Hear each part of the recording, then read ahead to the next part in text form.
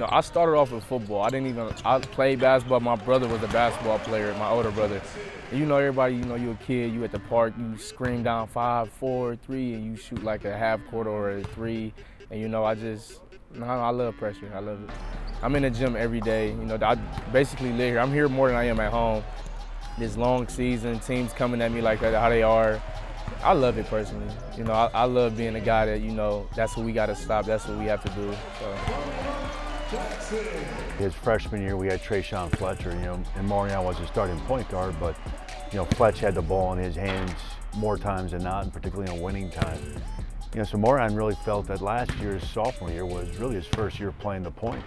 And it was an adjustment period for him. But we also had some other guys that could help him, meaning Jalen Sanford, Chris Darrington, guys that were good off the dribble. This year, with the graduation of Jalen Sanford, you know, he obviously is the target of every scouting report, the emphasis, and I think he's handled it really well. He's a point guard that can score, but he's also second in the conference in assists.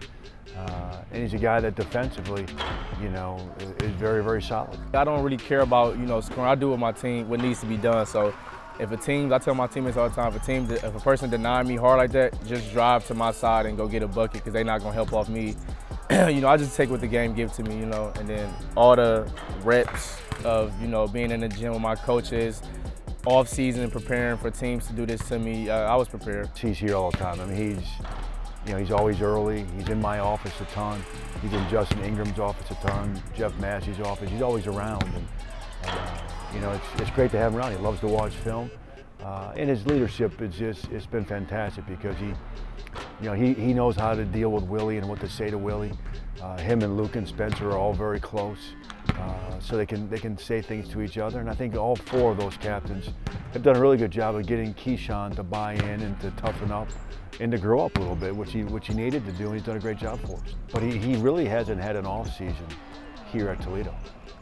After his freshman year, he had a heart condition, and then after his sophomore year, he had, you know, his shoulder torn labrum. So I'm looking forward to having him here for the summer and really, you know, gearing up for the stretch run of his career. But certainly had a lot of basketball yet in his junior year as well.